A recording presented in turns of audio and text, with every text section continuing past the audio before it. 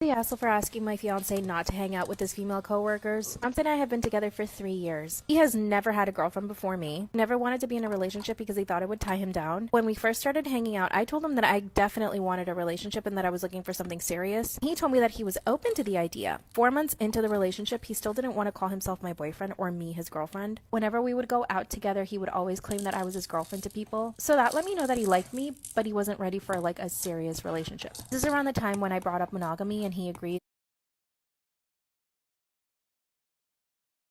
that we should just be exclusive. And when he said that he wanted to be exclusive, I said that maybe we should just be boyfriend and girlfriend then. This is when he hesitated but said, okay, fine. First, I felt guilty for trying to rush him into a relationship, but if you're trying to cuff me up for 6 months, I need to know that you're going to be serious about me, which is fair enough. He was finally introducing me as his girlfriend. He also started posting me on his Instagram and his story. All of this made me feel really secure about the relationship, which was great. It's been a couple of years now and the relationship is pretty good. We really don't have a lot of conflicts except that he has a job that requires him to travel. He was actually offered a position where he doesn't have to travel, but it means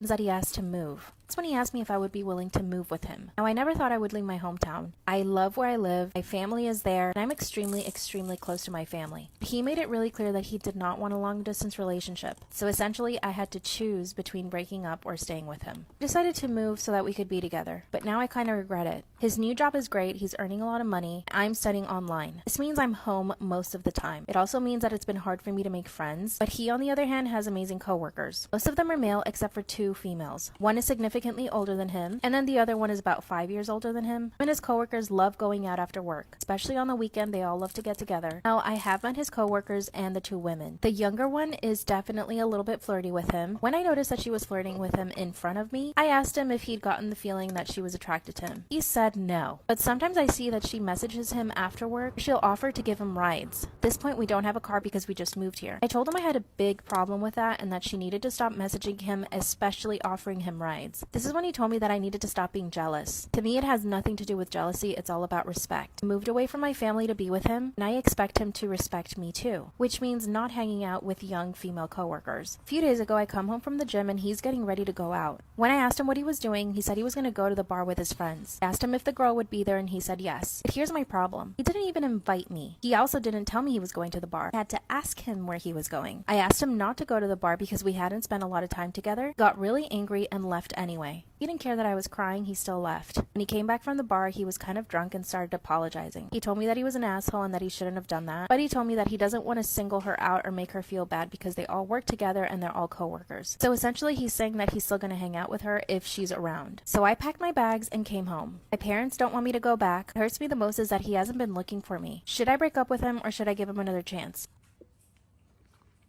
Here is the story time of how I broke up with my ex.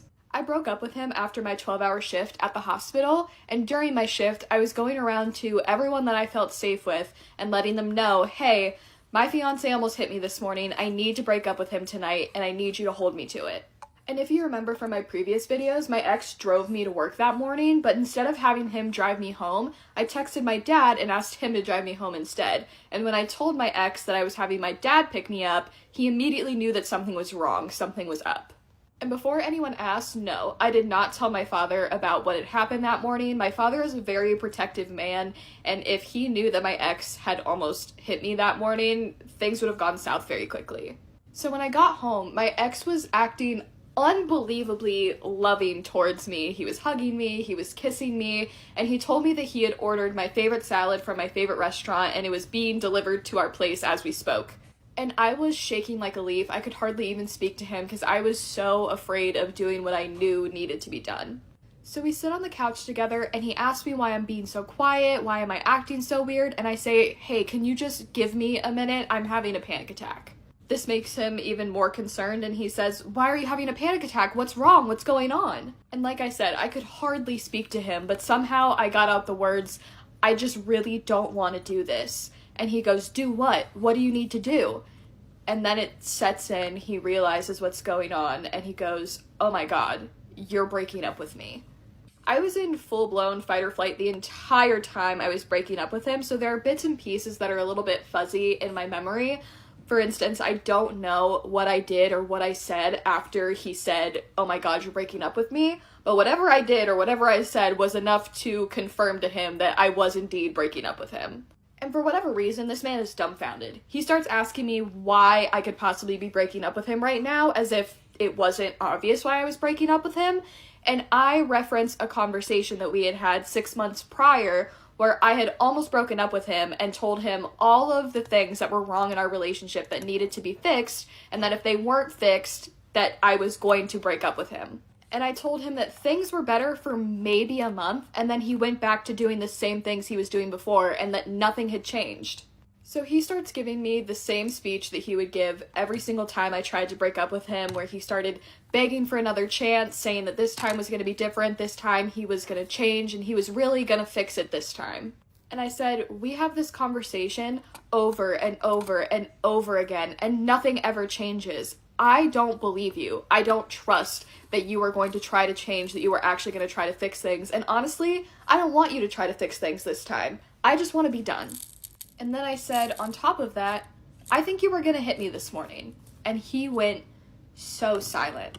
He looks down, tail between his legs, and it felt like we were sitting in this silence forever. He broke that silence by looking up at me and saying, "Well, what if you're pregnant?" Because there was this whole thing with my birth control and him trying to baby trap me that I do not want to get into right now, but there was a chance that I could have been pregnant. In case it's not obvious, I didn't end up being pregnant. I got my period like maybe a week after I broke up with him, God bless.